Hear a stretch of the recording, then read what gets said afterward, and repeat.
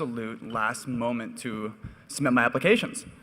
And I realized a couple hours before the application deadline that I hadn't even started yet.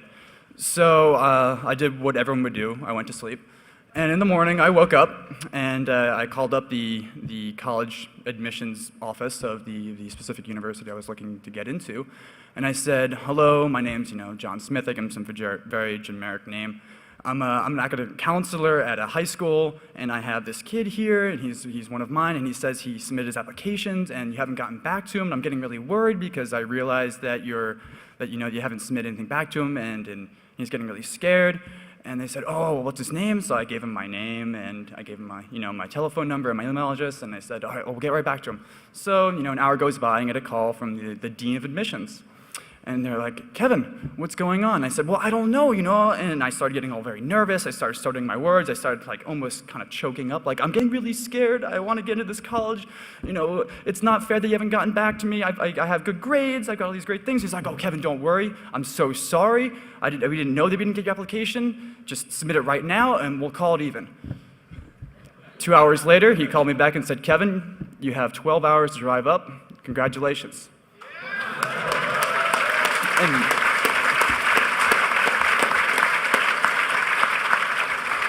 So social engineering is not always about doing malicious things. It's more of a self-serving sometimes, I guess. Didn't you use that same tactic to get a populated badge here? I can't answer that. Oh, it works on us too sometimes. Hi, I'm the Rodent, and this is Sid Vicious, the world's only and probably the best social engineer hacker dog around. So let's see, he's gotten me into a central office or gotten me into the back of a bank vault, and he's gotten me out of a very, very expensive ticket. So that's probably the most self-serving thing that he's done.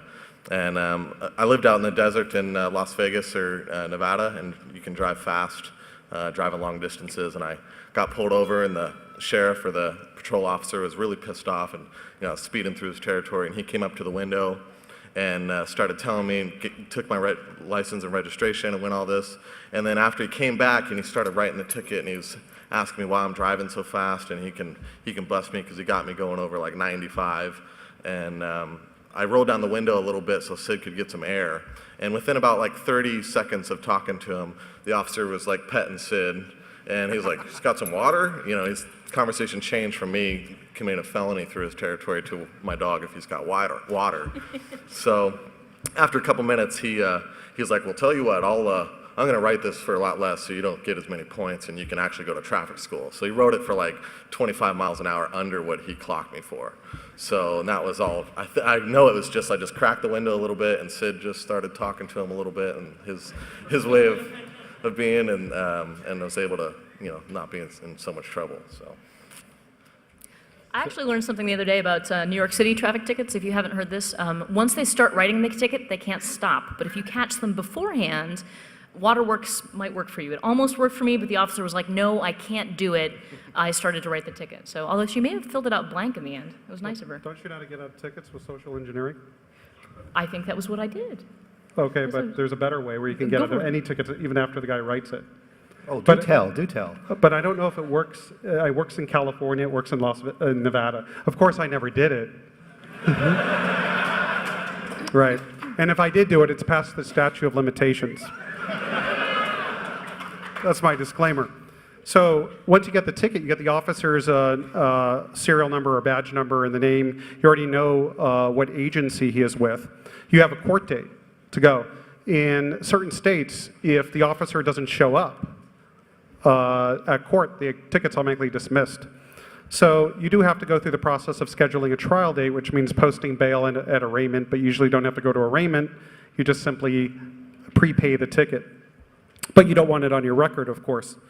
So once you have the court date, then it's just a matter of calling what they call subpoena control at the agency, usually like LAPD, California Highway Patrol. And of course, I wouldn't recommend this, but some people in the past have impersonated the court, and they told the subpoena control that the court date has been trailed to a different date. Like a week later. So what happens is the cop doesn't show up, the judge dismisses the ticket, and you're done.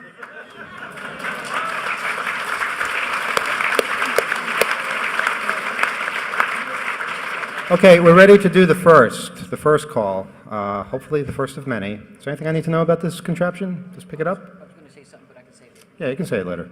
All right. All right, pick it up. Do I hit a thing? I suppose yes. You should be able to press this in. Press that in. Press the handset. Press the handset in? yeah. And then you can hear Press me. the Okay, got it.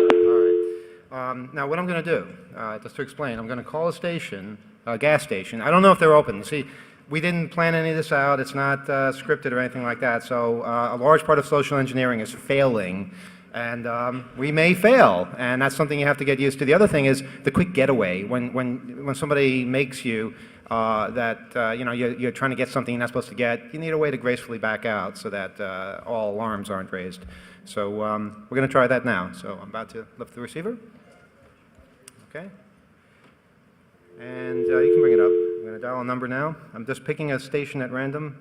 I don't have to dial 9, do I? Okay.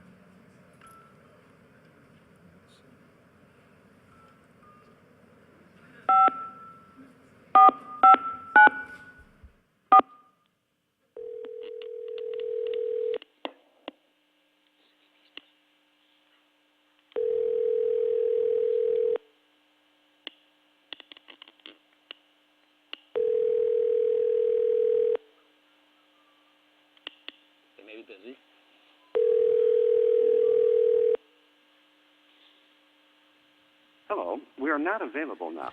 Please leave your name and phone number after the beep. This is another. We will reach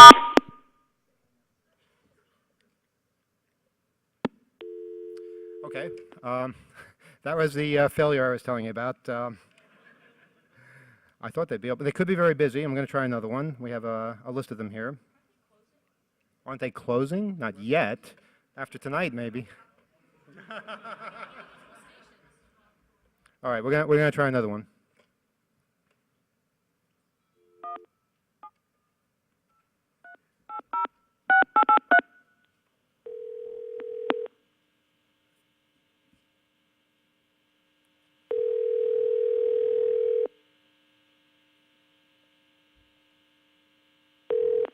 Good evening, Norbert.